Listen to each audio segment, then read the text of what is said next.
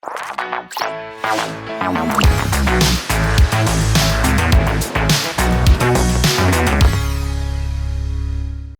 there, and welcome to the after show of our podcast about the culture of death, the future of death, and so on and so forth.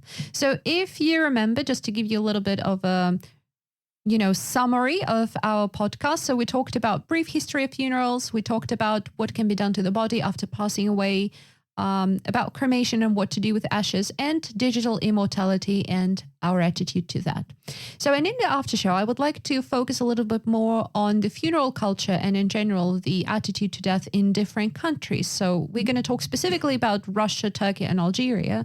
So what is it like in your countries, guys? So what is common? Is it cremation? Is it burial? What is people's attitude, and so on and so forth? Are there any traditions connected with that? If I speak about Turkey, it's a kind of Muslim country, and 99% of people are buried like Islamic kind of traditions and everything. So I guess they wash people before the burial. They pack them and they just wrap it with I don't know the name of that the specific thing. They wrap it and then they're praying it. Praying that person, and then the burial. So there are no coffins? We have coffins, but they're not burying the people with the coffin. So they put... That's the first difference, I think. So you see the body while it's being buried, right? Oh, wow. But it's wrapped with a white...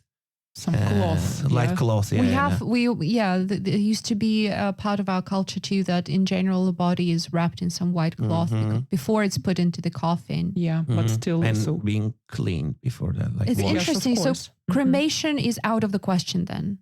So it's a no-no. No, I guess, yeah. Well, that's interesting. What about how many people there usually are at the ceremony? And what is the ceremony like? I mean, before the process of the burial itself, like, are there any? What is it like? What is it like? I guess that there's a praying kind of period of something like at the time of the death, they start that tradition and they start praying and everything. I'm not that pro about this. They would know better than I am. So and after that, they put the body into some specific place and then they clean it, wash it, as I said, wrap it. And that time people are kind of praying, I guess. And it depends on the family and friend size. It can be like 10 people or like 200 people. It depends. And then it's in the mosque, right? It mostly happens in the mosque, right? So the praying before the burial. Yes. And then you go to the cemetery and there's another additional just praying practice over there. And then the burial, that's it. And after that, I guess the praying practice continues for like a certain period of time, I guess, right? Is there a certain lunch or dinner for the people who attended the burial? Yeah. So I guess it's after the burial, I guess, right? Actually, before that. Yes. In my country, it's immediate. When somebody dies, they announce it first. Then people gather to help the family of the demised person, and they don't allow them to cook or anything. So all the neighbors, they put some money, they bring some stuff, they cook. Women cook, men cook. Okay, they cook for the guests. Like they are guests, not guests, family. But for relatives who come from far away, even for, and it's a kind of, they make a kind of charity also. Even if you are not from that neighborhood, you can go and eat and, so it's like doing goodness for the demised person, like this, something like this.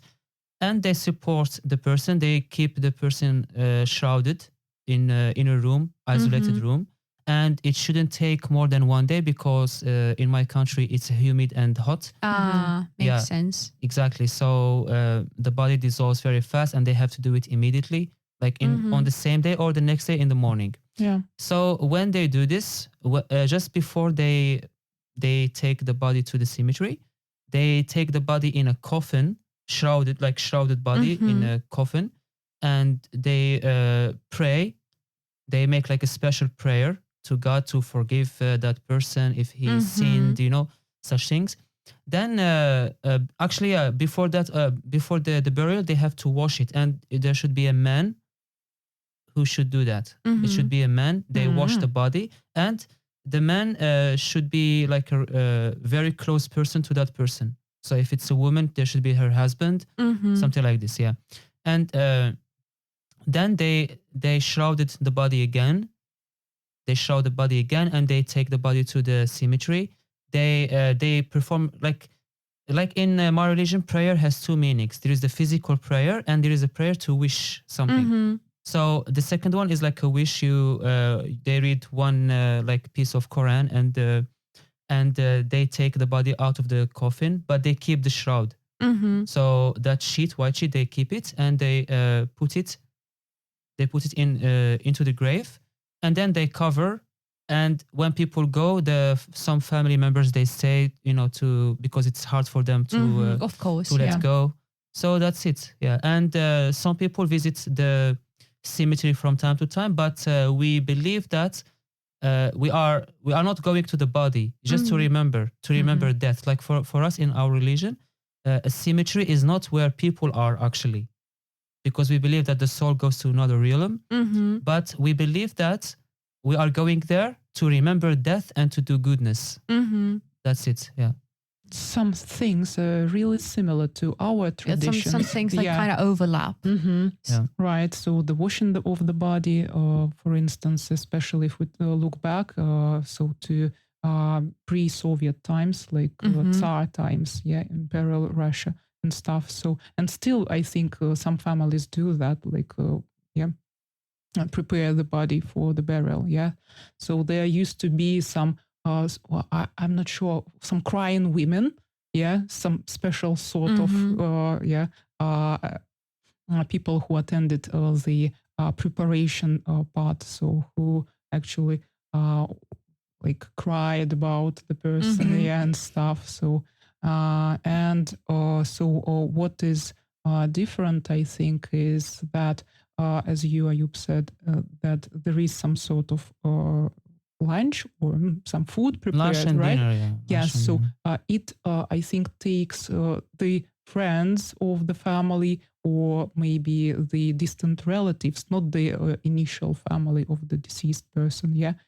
So, and usually women cook and serve. So after the burial, so when the whole crowd of people comes back to the funeral house, or maybe the home of the dead person, right?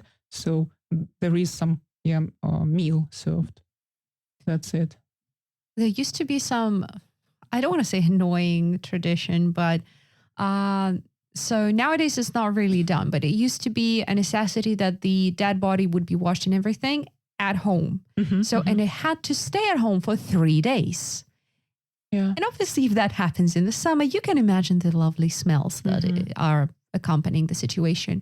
And because of that, they used to put a lot of lavender everywhere in buckets. And my mom's like, because of that, she now has this direct association of lavender and death. Because luckily that's not done. And that was never done, let's say, when I was young, like that was never done. But when my mom was young, so that was still the case, especially in smaller towns. Right. So she's like, I'm so happy we're not demanded to do that anymore. But yeah. Smell memory. Yeah. And the burial itself, it can be different in two ways. So it may be traditional, So when in the chapel by the cemetery itself, so the priest is singing, so the whole crowd is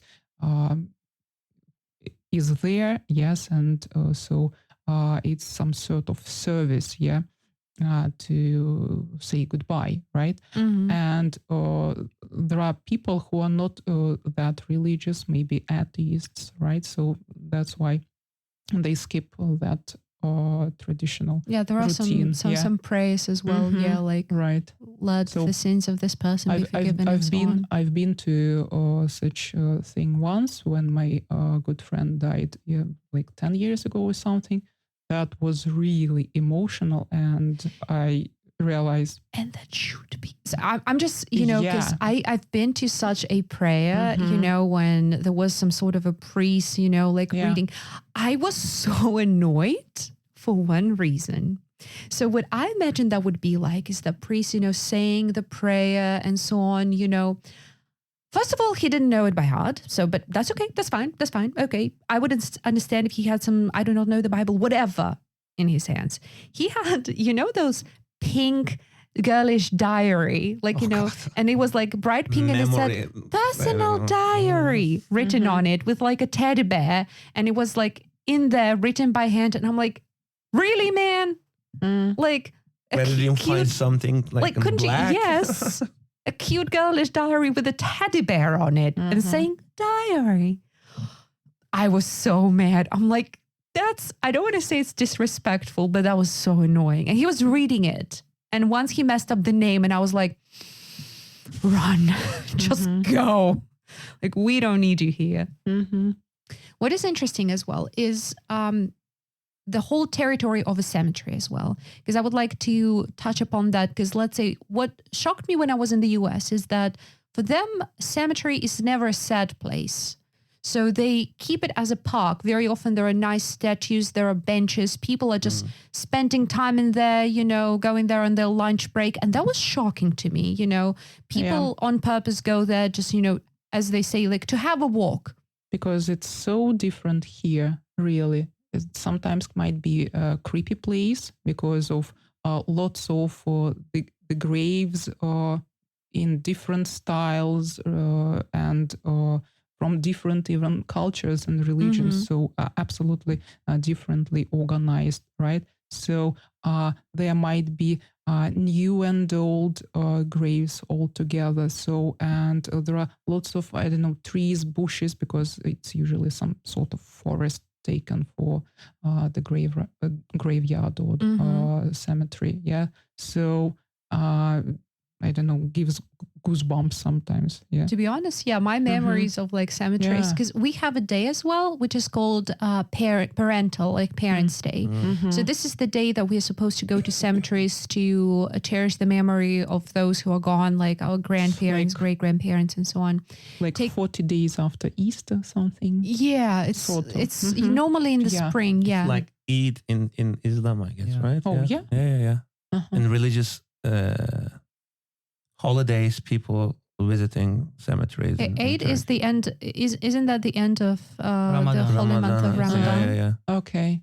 And if I'm not mistaken, it's Tuesday. Yes, it's interesting how there are some overlaps, because right now, let's say the Christians are also fasting. They have the Great Lent, and at the end of it, we have the Easter and so on. But the Great Lent is 49 days. And Jewish community have the same thing. Yeah. So, okay. It's so interesting to see the differences and, and educating yourself in different religions as well. That's fascinating. Real. To see the similarities sometimes. But talking about cemeteries. Just one comment. For us in Islam, it's not about similarities.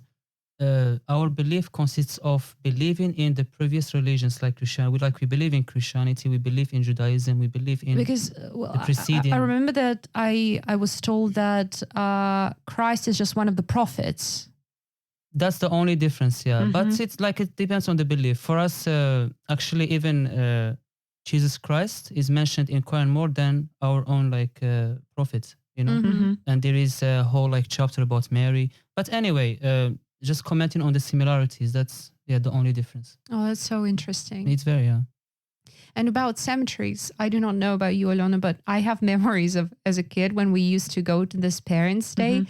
And as you said, normally cemeteries are in the forests. Yeah.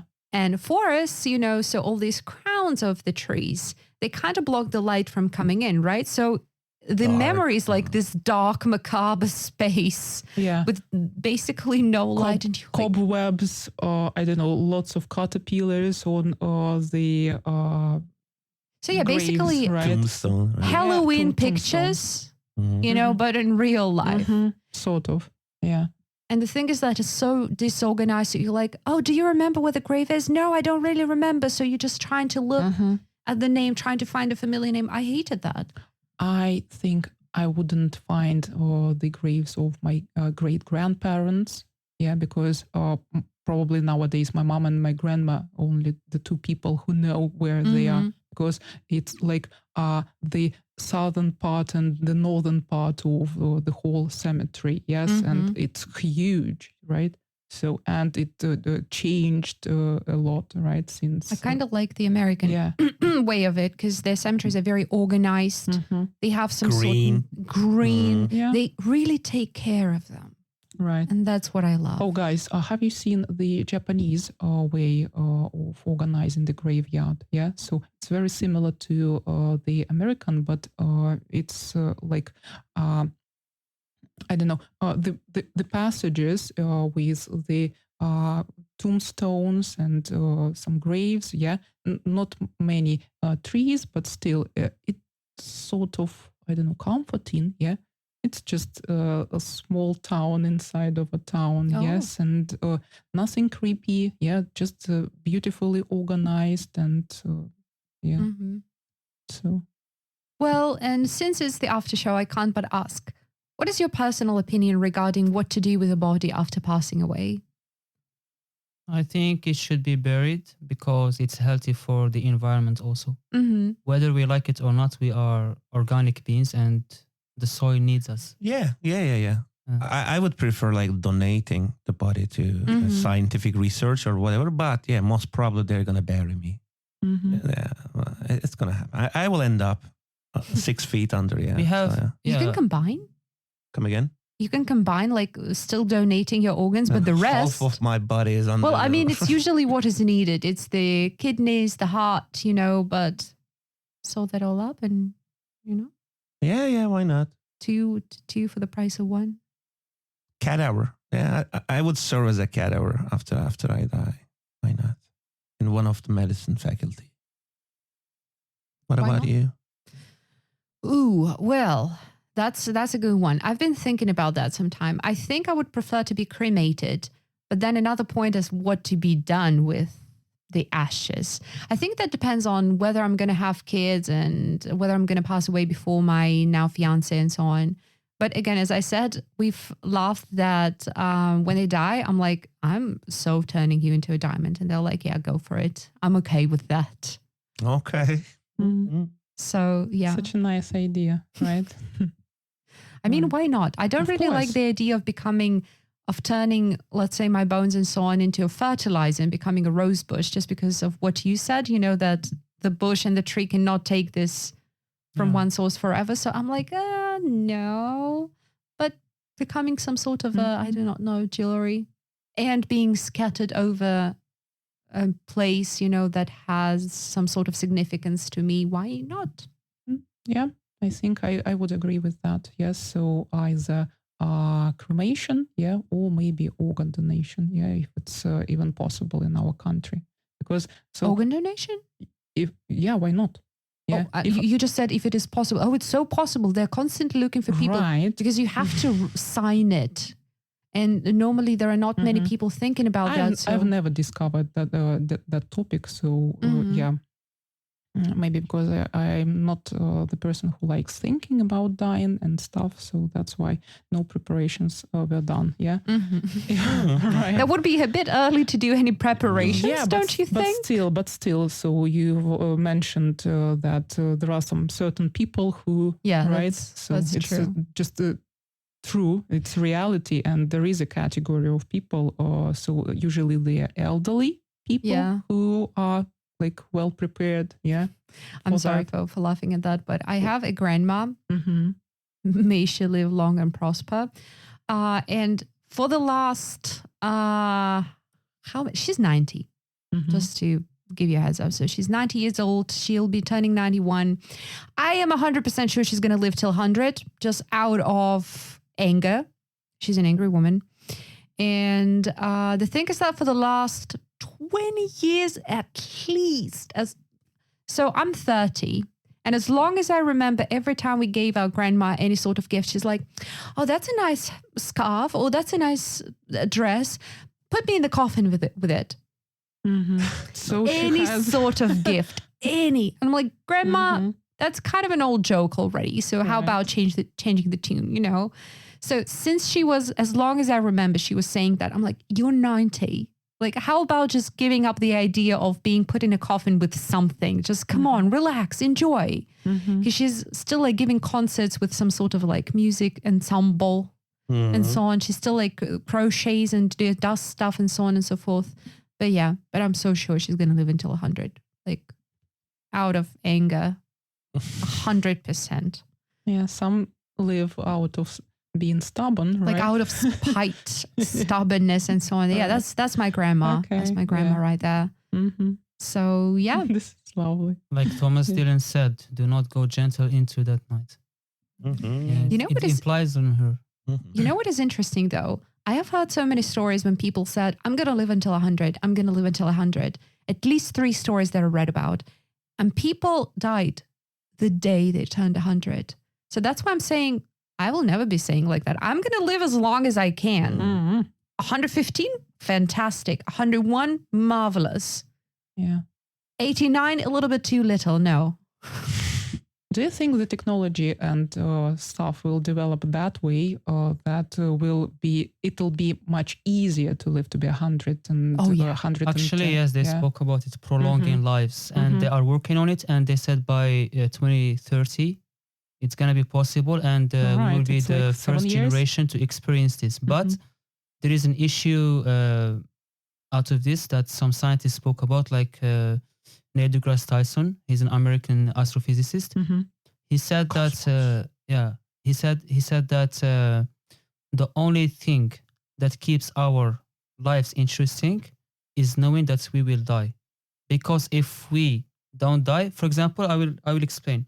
Now they develop this technology to prolong our lives. Let's say 150. Then you live up to 150. A new technology will come. Then they will say, okay, 500, and it goes.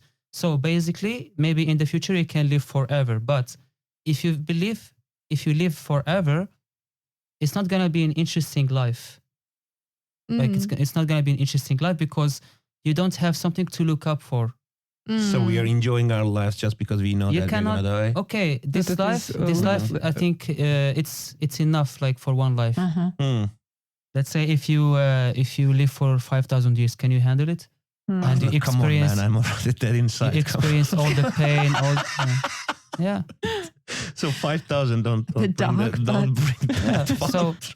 So death is something to look up for, I think. There's also a point of like overpopulation as well. Exactly. Like, how is the world going to handle if there are like 10, 12 billion people like all living and not... That's why they invented COVID. Yeah. Oh, wars, COVID, you name it. There are pandemics and so on, you know, some sort of, as they say, natural control.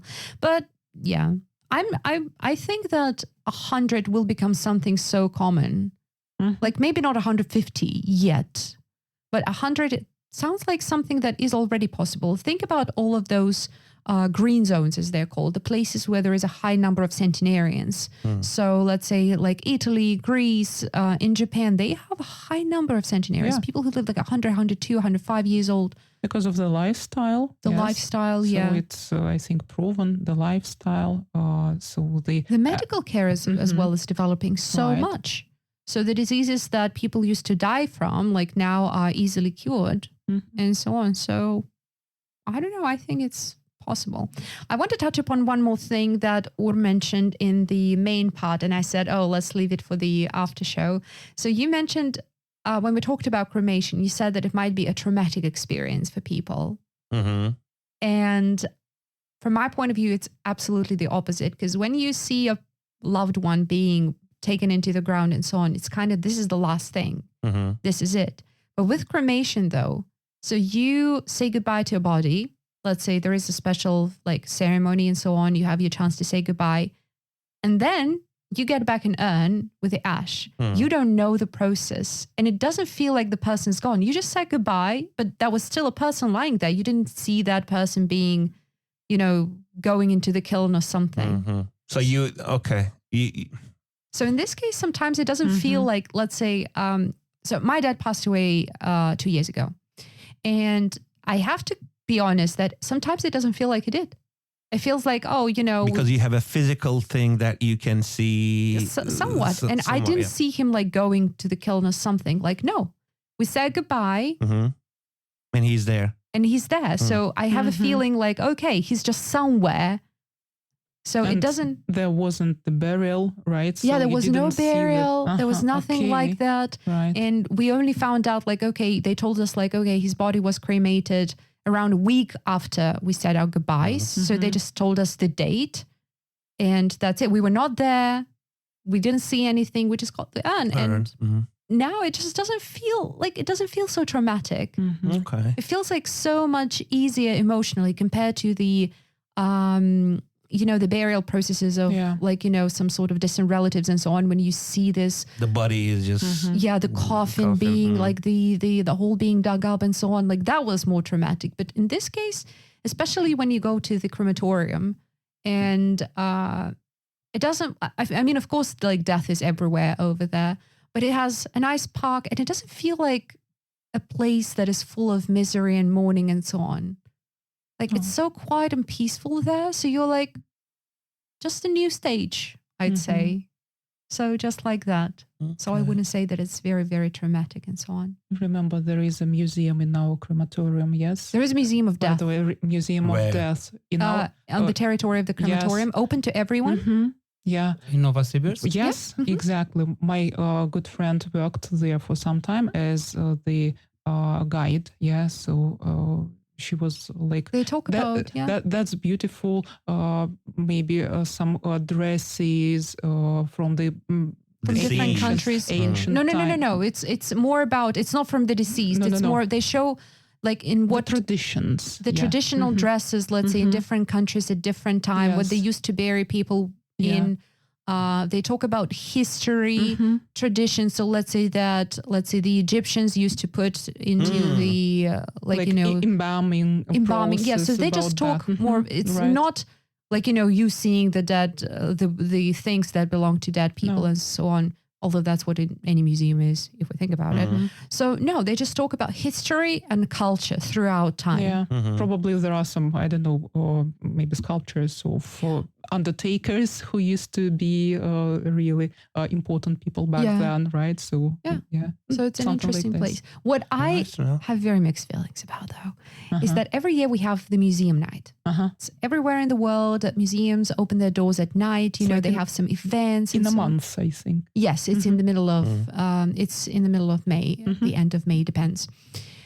Anywho, the thing is that the day of the museum night just so happened to be the half-year anniversary of my father's death in 2021. And we came there and there were people partying, and basically next to the necropolis, there were like coffee stands, cocktail stands, and it was like okay, but also not okay. Like, get the hell out of here. I just wanted to say like, hey, get lost. But in general, the territory is quite peaceful and so on. They even have a camel and the territory. Yeah. You mean some sort of the zoo or just? No, it's just one camel. Just one camel. It lives there. You can feed it with apples and carrots. So it's like emotional support camel, but you have to respect it. It says, please respect our camel. It does not stand disrespect. I'm like, oh, we should learn from that camel. I don't know, horses? No, it's just one camel. It's just one camel. It's enough. It's a very nice camel. Still. So, yeah. Well, guys, what do you think? I know that it's a very debatable and, thought-provoking topic, and not everyone is into, talking about that. But if you have any sort of comments, things that you want to discuss, feel free to, and so on and so forth. And thank you for being a part of our community and being here in the chat and listening to this after show. And we'll see you in our future episodes. Thank you. Thank you. See ya.